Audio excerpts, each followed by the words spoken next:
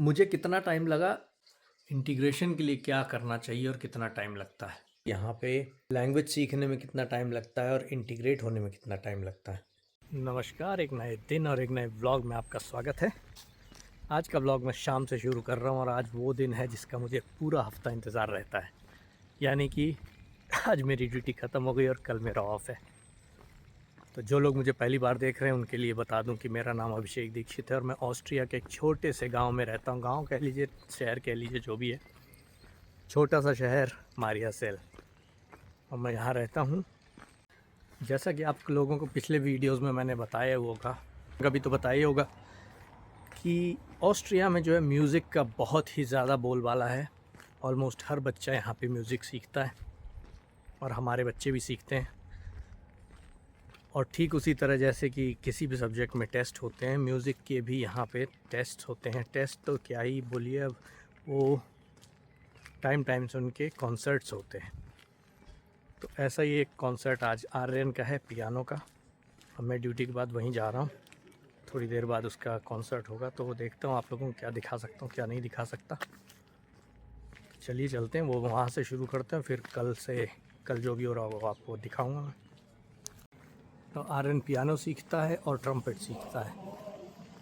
तो कभी ट्रम्पेट का कॉन्सर्ट होता है, कभी पियानो का। तो आज पियानो वाला है बेसिकली। तो पियानो के जितने भी स्टूडेंट्स होंगे ना, वो सारे पियानो की अपने अपने सॉन्ग्स बजा के सुनाएंगे और उनके सबके पेरेंट्स आते हैं और देखते हैं। तो अगर हो सकेगा तो आपको आर्यन का दिखाऊंगा, पूरा तो नहीं दिखाऊंगा, अदरवाइज़ कॉपीराइट वगैरह आने का डर रहता है, डिपेंडिंग ऑन कितना अच्छा कितना बुरा बजता है, लेकिन फिर भी कुछ तो दिखा ही सकता हूँ।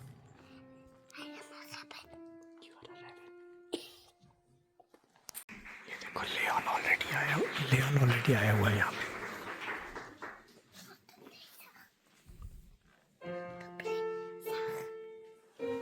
No, let's listen to this.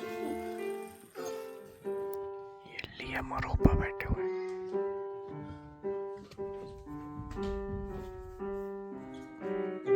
ये आर्यन बैठा अपनी बारी का इंतज़ार कर रहा है। अब अगली बारी आर्यन की है। Aryan is playing somewhere only we. अब आर्यन की बारी है।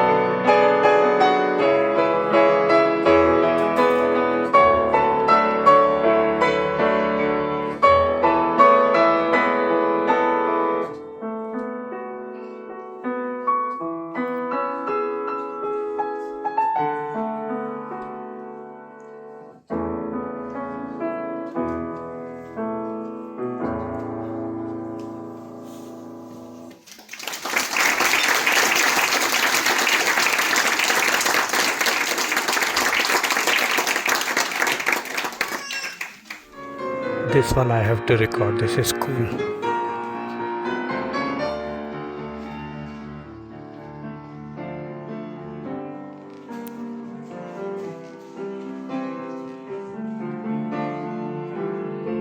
Goosebumps.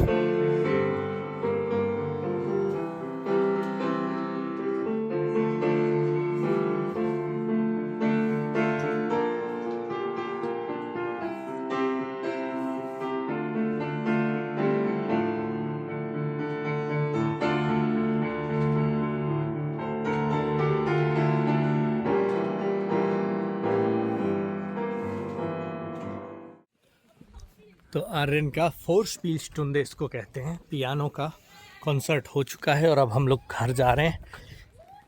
मैं पैदल जाने की मैंने कहा कि मैं पैदल जाता हूँ क्योंकि कार भरी हुई थी, क्योंकि ओपा भी आए हुए थे। आर्यन का मैं भी चलूँगा पैदल, तो फिर हम दोनों पैदल जा रहे हैं। मम्मी, लियम, लेऑन और ओपा कार से आएंगे। चलो चलें घर और फिर आप लोगों से मिलते हैं हम कल। आज तो अब क्या ही करेंगे हैं। लो भाई पहुंच गए घर और यहाँ देखो क्या मौसम हो रहा है भाई साहब, देखो सही है ना, एकदम मजेदार। The next day. तो भाई आज अगला दिन हो चुका है और अभी तक आप लोग देख ही रहोगे मुझे दाढ़ी वाड़ी बनाने का भी कोई टाइम नहीं मिला। सुबह से बस लगे हुए हैं, बच्चों को स्कूल छोड़ना, किंडरगार्टन छोड़ना, ये करना वो करना। तो अभी मैं जा रहा हूँ थोड़ा दूध लेने के लिए, तो मैंने कहा यहीं से शुरू कर दिया जाए अपना व्लॉगिंग भी, क्योंकि बैठ के तो व्लॉगिंग होती नहीं है भैया, अपन रुक के नहीं कर पाते हैं व्लॉगिंग। तो चलो दूध लेके आते हैं अपना और फिर उसके बाद आगे बढ़ते हैं आज के दिन में। तो भाई पहले भी शायद आप लोगों को बताया हुआ है कि हम लोग एक लोकल फार्मर से थोड़ा बहुत दूध लेते हैं अपनी नॉर्मल लोकल कम्युनिटी को सपोर्ट करने के लिए। तो वही हफ्ते में एक बार लेते हैं, लेके चलते हैं। अब थोड़ा सा ख़रीदारी करेंगे और फिर घर जाएंगे। नॉर्मल लोग क्या करते हैं अपने ऑफ वाले दिन, क्योंकि नॉर्मल लोगों का ऑफ उनके बच्चों के साथ होता है सैटरडे संडे वगैरह में, तो वो लोग कहीं घूमने फिरने निकल जाते हैं। हम लोगों का ऑफ, मेरा बाबरा दोनों का ही ऑफ ऐसे दिन होता है जब बच्चों की छुट्टी नहीं होती है, या कभी बाबरा तो ले भी सकती है ऐसे दिन पे ऑफ, मैं नहीं ले पाता हूँ। तो मेरा यही रहता है, रोज़मर्रा के काम धाम करते रहो, बस ऐसे ही रहता है। भाई मैं बिल्ला आ गया हूँ शॉपिंग करने के लिए और यहाँ पे देखो क्या मिला मुझे, धनिया बड़ी मुश्किल से मिलती है भाई, ये तो मैंने झट से ले ली, पूरे का पूरा गमला मिलता है। लो भैया ले लिया सामान, अब ज़रा इसको रखें गाड़ी में और चलें घर।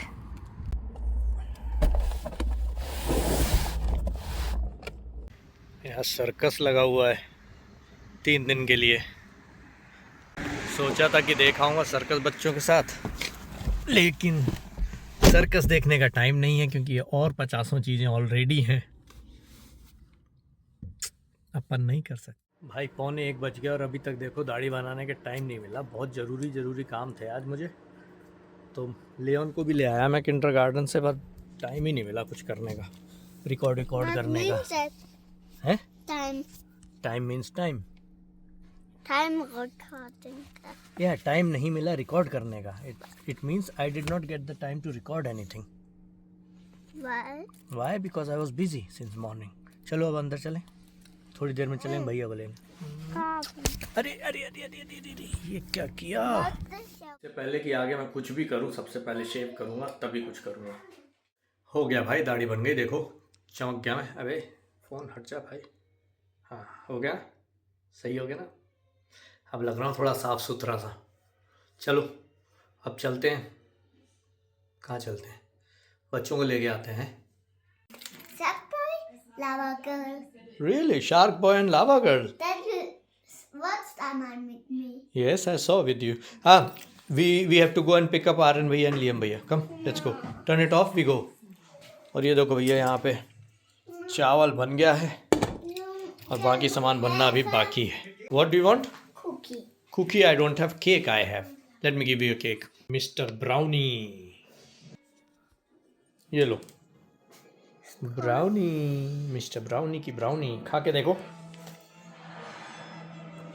Eat the brownie and let's go. Come. Where are you going? Come on let's go. देखो भाई साहब खुद पहन लेते हैं जूते अपने, किसी की ज़रूरत नहीं पड़ती। लियोन ने मांगी आइस तो हमने ख़रीद दी। खरीदने के बाद अब भाई साहब खेलने लग गए। ये देख लो, दौड़ दौड़ खेल रहा है, आइस खा नहीं रहा है। अब आइस मुझे खानी पड़ रही है।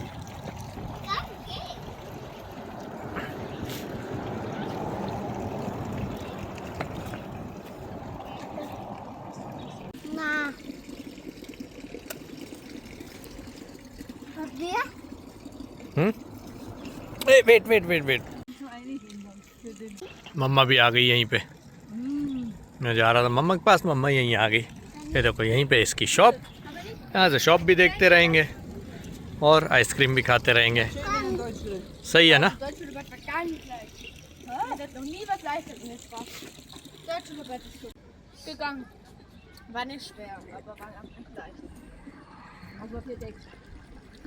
यहाँ बच्चों के ग्रुप्स भी आते हैं स्कूल्स के, जैसा कि ये देख रहे हैं ना आप लोग। अभी घुमाने के लिए लाते हैं ना स्कूल वाले, जब पूरी की पूरी क्लासेस आती हैं।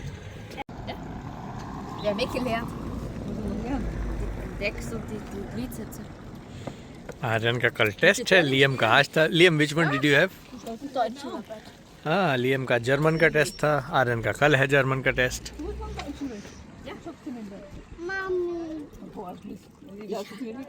Du hast mir am Dienstag gesagt, ich soll einen Text schreiben. Was habe ich gemacht?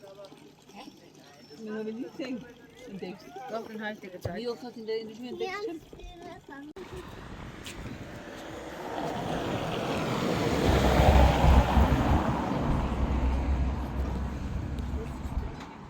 और शाम आई और एक और फुटबॉल मैच।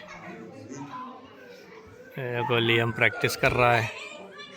इनका हाफ टाइम हो रखा है इस वक्त और हमारी टीम 5-2 से जीत रही है।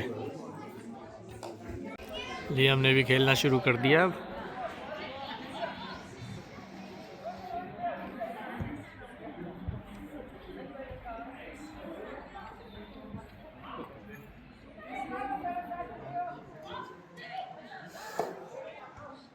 Tables have turned. The guests are winning now by 6-5.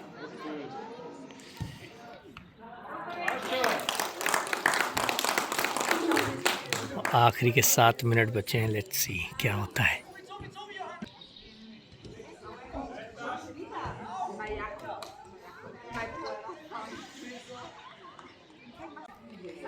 कोशिश तो बहुत कर रहे हैं बट टाइम ख़त्म हो गया है और हमारी टीम हार चुकी है।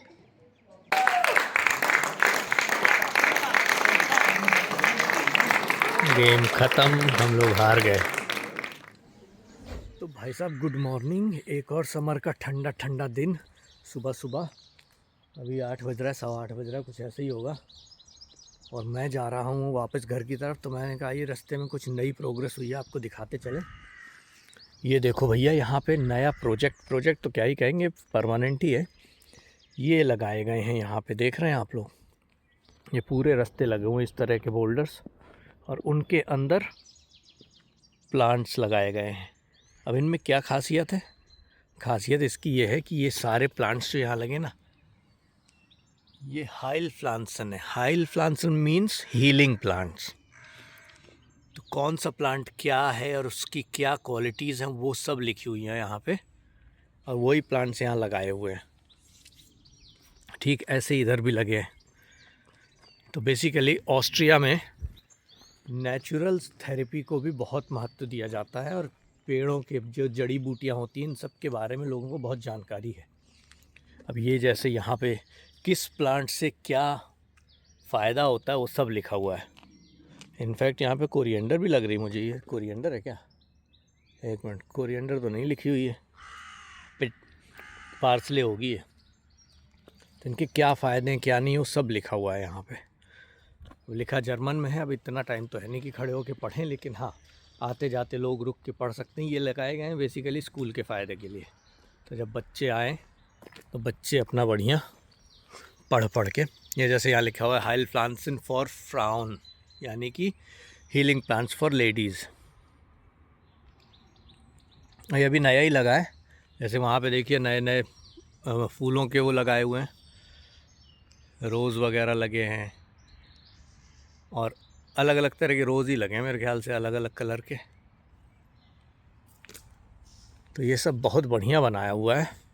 अभी जब इनमें फूल निकल आएंगे तो और भी अच्छे लगेंगे। मैंने कहा ये अपडेट भी आपको दे ही दी जाए।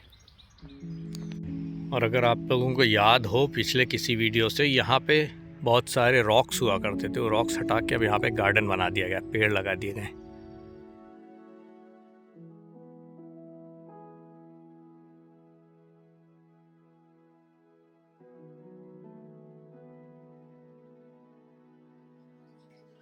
तो भाई अब बात करते हैं, जो आप लोगों ने एक बात पूछी थी ना कि यहाँ पे लैंग्वेज सीखने में कितना टाइम लगता है और इंटीग्रेट होने में कितना टाइम लगता है।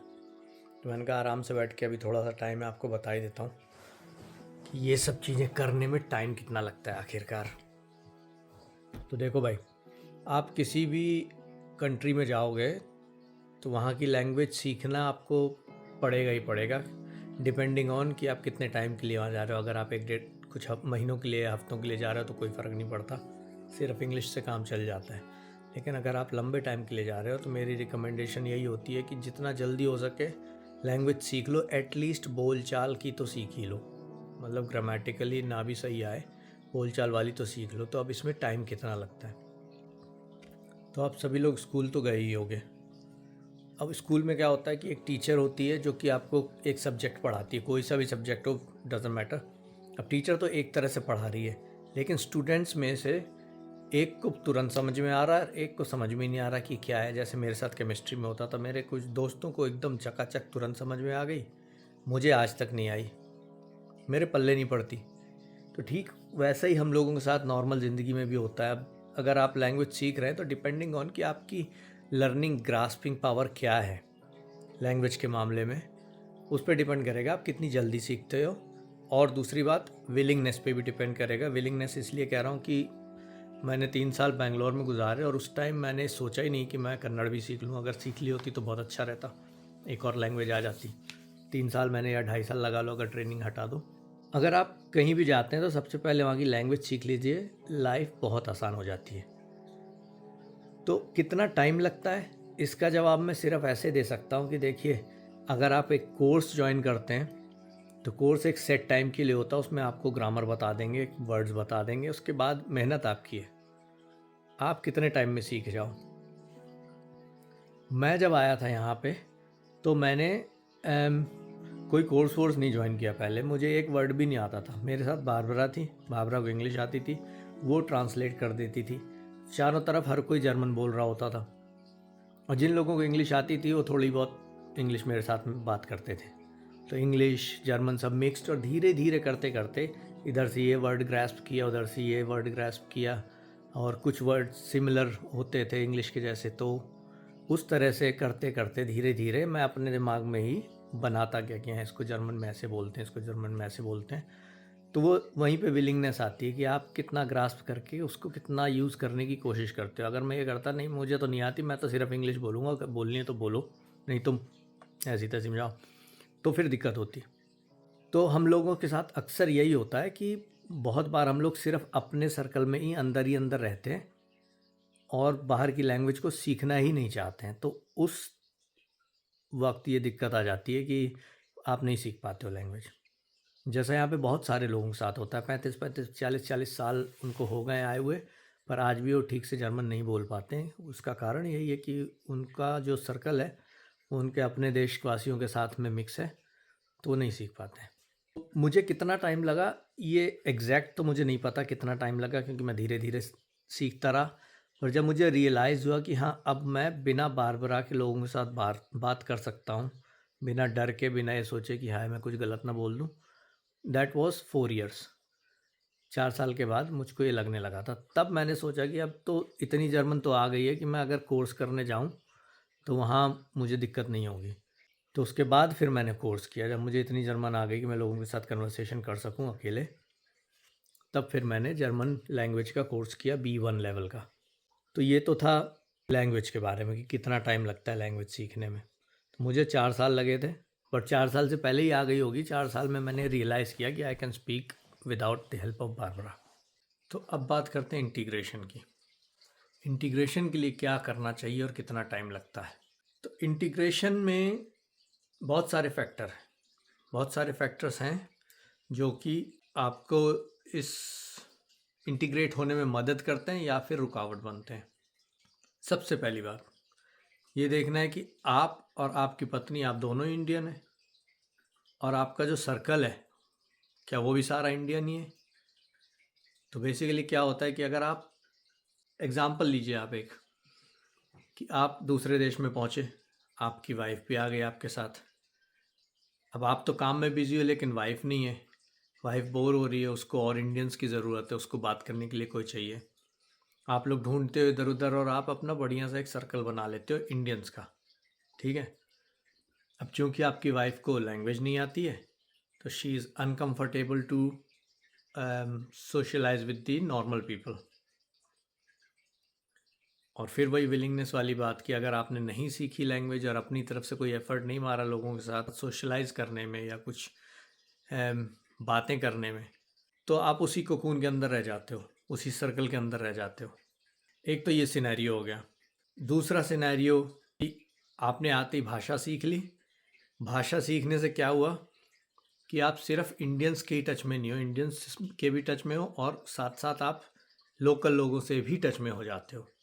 आपके पड़ोसी भी हो सकते हैं, आप जिनसे मिलते हो, शॉपकीपर हुआ या कोई भी हुआ। तो जब किसी भी जगह के लोकल लोगों को जब ये लगता है ना कि यार ये बंदा बाहर से आया, इसने हमारी लैंग्वेज सीख ली, और उसके बाद अगर आप उनके कल्चर में इंटरेस्ट लो थोड़ा सा, वो लोग क्या मानते हैं, क्या करते हैं, मतलब रिलीजियसली नहीं कह रहा हूँ, लेकिन कल्चर जो है रिलीजन से थोड़ा सा अलग होता है, नहीं। अगर आप उनके कल्चरल चीज़ों में पार्ट लो, थोड़ा बहुत पहनावा उनका एक्सेप्ट करो। हमारे यहाँ भी तो ऐसा ही होता है ना कि अगर जब कोई बाहर से आता है वो हमारे पहनावे को पहन ले तो भाई अरे वाह देखो कितना सुंदर लग रहा है, कितना अच्छा लग रहा है, इसने तो हमारे कल्चर को एकदम अपना लिया। वही चीज़ होती है दूसरे देशों में भी कि अगर आप दूसरी जगह से जाके उनके कल्चर को थोड़ा बहुत अपना लो तो वो आपकी हेल्प करती है इंटीग्रेट होने में। अब जहाँ तक बात रही कि क्या हम बिल्कुल यहीं के लोकल हो जाते हैं, नहीं हो सकते। ज़िंदगी भर आप यहाँ रह लोगे फिर भी आप यहाँ के लोकल नहीं हो पाओगे। क्यों? क्योंकि आप इंडियन हो, मैं भी इंडियन हूँ। मैं आज जीवन भर रह लूँगा ना तो मैं सिर्फ उन लोगों के साथ इंटीग्रेट होता हूँ या होऊंगा जो मेरे सर्कल में, जिनको मैं जानता हूँ पर्सनली। और कल को मैं अगर यहीं ऑस्ट्रिया में कहीं भी दूसरी जगह चला जाऊँ जहाँ लोग मुझे नहीं जानते हैं, वो मुझे इंडियन ही समझेंगे और इंडियन ही मानेंगे। डजेंट मैटर मैं कितनी अच्छी जर्मन बोलता हूँ, उनको बोलूँ कि मैं मारियातल में रहता हूँ, पर उनके दिमाग में ये रहेगा ये बंदा इंडियन है। चाहे मेरे पास इंडिया का पासपोर्ट भी नहीं है फिर भी मैं ज़िंदगी भर इंडियन रहूँगा। इसका बहुत अच्छा एग्जाम्पल आपको देता हूँ मैं, और रिवर्स में देता हूँ। आप लोग शायद जानते होंगे जेमी ऑल्टर को। Jamie Alter is an actor और वो जो है मिस्टर टॉम ऑल्टर का बेटा है, ठीक है। एक्टर भी है, पत्रकार भी है। तो वो पैदा हुआ इंडिया में, पला बढ़ा इंडिया में। इवन उसके माँ बाप पैदा हुए पले बड़े इंडिया में, वो इंडियंस थे, वो खुद भी इंडियन है, मगर वो लगता विदेशी है देखने में। तो जो लोग उसे नहीं जानते हैं वो उसे विदेशी समझते हैं, और जब वो हिंदी बोलता है तो चौंक जाते हैं। वही चीज़ यहाँ पे भी होती है कि आप कितने भी साल रह लो, आप ज़िंदगी भर रह लो, मरते दम तक आप रहोगे तो देसी, उन लोगों के लिए जिनको आप नहीं जानते हो। तो इंटीग्रेशन भी ऐसी चीज़ है कि थोड़ी सी रिलेटिव हो जाती है। आपके सिर्फ सर्कल में आप कंफर्टेबल हो जाओगे लेकिन you will never be native, ऐसे कह लो। मेरे लिए क्या आसानी थी कि मेरी जो वाइफ है और उसकी फैमिली है वो सब यहीं के ही हैं, लोकल ही हैं। तो उनके थ्रू मैं ज़्यादा लोगों से मिल पाया, क्योंकि लंदन में जब तक मैं था ना, मैं अकेला था और मैं सिर्फ इंडियंस को ढूंढता था। मेरे होटल के, इंडिया के जो होटल के कोलीग्स थे वो बहुत सारे वहाँ पे पहुँचे हुए थे, तो मैं छुट्टी होती छूट के उनके पास पहुँच जाता था, या छुट्टी हुई दौड़ के मामा के यहाँ पहुँच गया। तो मेरा वहाँ पे जो एक्चुअल ब्रिटिशर्स हैं उनसे सिर्फ काम पे लेना देना था, और थोड़ा बहुत हम लोग कभी कभार काम के बाद जैसे बाहर जाते थे। अदरवाइज़ बहुत ज़्यादा मैं कोई घुला मिला नहीं था वहाँ के जो लोकल्स हैं। सिर्फ इंडियन कम्युनिटी के साथ मैं वहाँ घुला मिला हुआ था। तो वहाँ आई कांट से कि मैं बड़ा ही इंटीग्रेट हो गया था। बट ये है कि इंग्लैंड में थोड़ी सी इंडियन कम्युनिटी काफ़ी ज़्यादा है, तो वहाँ पे इतना अजीब नहीं लगता है। लेकिन अब जैसे ये कंट्री है, यहाँ पे तो मैं ही अकेला हूँ, या 50 किलोमीटर के दायरे में शायद मैं ही अकेला इंडियन होऊंगा, और कोई शायद होगा भी नहीं। अगर हो कोई देख रहा हो तो बताना भैया। तो इंटीग्रेट होने में भी यही सब है कि आप कितना खुद को इन्वॉल्व करते हो लोकल कस्टम्स के साथ, लोकल तौर तरीक़ों से। वही कस्टम तौर तरीके एक ही चीज़ है। कितनी जल्दी भाषा सीखते हो, कितना आप उन लोगों के साथ मिलजुल के रहते हो, कितना उनके पास जाते हो, कितना उनको अपने पास बुलाते हो। और ऑस्ट्रिया में सबसे बढ़िया चीज़ है जो मैं फ़राइन करता हूँ ना, फ़राइन करता नहीं हूँ, फ़राइन ज्वाइन कर रखी है। फ़राइन मतलब क्लब्स या फिर ऑर्गेनाइजेशन जिसमें लोग मिलजुल के कोई एक काम करते हैं। जैसे कि मैं शूटिंग करता हूँ, एयर पिस्टल शूटिंग, घर के पास ही में है शूटिंग क्लब। और जैसे वो लोग बिल्कुल मेरा क्लोजेस्ट सर्कल है वो मेरा, क्योंकि मैं छुट्टी होती है, छुट्टी क्या होती है, जो दिन है उस दिन मैं शाम को वहीं चला जाता हूँ। आपको दिखाऊं तो मैं यहाँ पे देखो, एक मिनट। अब जैसे ये जो कप्स हैं, ये सारे रखे हुए हैं, ये वहीं से जीते हुए हैं मैंने। तो ये वहीं से जीते हुए हैं, उसी शूटिंग क्लब में नहीं जीते, मतलब शूटिंग क्लब के लिए ही जीते हैं, मेरे अपने हैं। लेकिन शूटिंग क्लब के थ्रू मैं कॉम्पिटिशन्स में गया, जीता, ब्ला ब्ला ब्ला। और इस तरह से काफ़ी एक दूसरे के करीब आ जाते हैं लोग। चूँकि ये जगह भी छोटी है, इसी जगह अगर मैं वियना में रहता होता तो मुझे ये भी नहीं पता होता कि मेरा पड़ोसी कौन है। जैसे लंदन में नहीं पता, तो मैं 7 साल लंदन रहा, मुझे ये भी नहीं पता था कि मेरे बगल वाले फ्लैट में कौन रहता है, ना उन्हें पता था कि मैं रहता हूँ। तो जगह छोटी है, छोटी जगह में लोगों से मिलना जुलना आसान होता है। यहाँ पे फंक्शंस होते हैं तो सब माँ बाप मिलते हैं बच्चों के फंक्शंस में, तो एक दूसरे मिलना जुलना ज़्यादा होता है। तो इंटीग्रेशन वगैरह में ये सारी चीज़ें बहुत मायने रखती हैं। और इसमें भी फिर यही है कि आपकी विलिंगनेस पे डिपेंड करता है कि आपको कितना टाइम लगेगा और कितना टाइम नहीं लगेगा। अब आप अगर ये करें कि सिर्फ कहीं भी जाएं सिर्फ इंडियन से ही बात करें और लोकल लोगों से बात ही ना करें, तो वो उन्हें भी लगेगा हाँ भाई ये इससे हमें क्या बात करनी, इसको समझ में नहीं आती होगी हमारी भाषा। जबकि अगर आप खुद जाके बात करेंगे उनसे तो ऐसा नहीं है कि वो काट लेंगे आपको। तो यही है, इंटीग्रेशन वगैरह में यही सब चीज़ें होती हैं जो कि ध्यान रखनी होती हैं। अच्छा, तो ये वीडियो थोड़ा ज़्यादा लंबा हो गया मेरे ख्याल से इस इंटीग्रेशन वगैरह की स्पीच के कारण, तो इस वीडियो को मैं यहीं पे ख़त्म कर देता हूँ। और अगला वीडियो आज ही मैं शुरू कर दूँगा, आएगा कब ये पता नहीं है, क्योंकि आज शाम को यहाँ पे एक रेस होने वाली है जिसमें कि ऑलमोस्ट पूरा ही मारियाजल भाग ले रहा है। तो बारबरा, लियम और लेओन तीनों लोग भाग ले रहे हैं, सिर्फ मैं और आर्यन नहीं ले रहे हैं। तो उसका भी मैं थोड़ा सा वीडियो बनाऊँगा आप लोगों के साथ शेयर करने के लिए, वो शायद अगले वीडियो में आएगा। जो जानकारी मैंने अभी आपको दी, अगर आपको अच्छी लगी हो या आपका कोई उसमें इनपुट हो या कोई और क्वेश्चंस हो तो प्लीज़ कमेंट में ज़रूर लिखिएगा। और अगर आप पहली बार आए हैं इस वीडियो में या मेरे चैनल पे, तो लाइक सब्सक्राइब किए बिना मत जाइएगा। अच्छा, इससे याद आया, एक और रिक्वेस्ट है भाई कि यार 835 लोग सब्सक्राइब किए हो, देखते हो 100-150, ठीक है। तो जो 100-150 लोग देख रहे हो यार, सब एक एक बंदा और सब्सक्राइब करवा दो तो अपने 1000 हो जाएंगे पूरे। जल्दी से जल्दी कर दो भाई, अब धीरे बहुत धीमा हो गया है ये, ठीक है। तो प्लीज़ प्लीज़ प्लीज़ सब्सक्राइब करें और करवाएं, मगर उन लोगों से जो देखना चाहें। तो फिर मिलता हूँ मैं आपसे अगले वीडियो में और चीज़ों के साथ ऑस्ट्रिया की, जैसे कि आज की रेस ही है वो अगले वीडियो में आएगी। तो चलिए फिर मिलते हैं आपसे, तब तक के लिए जय श्री राम।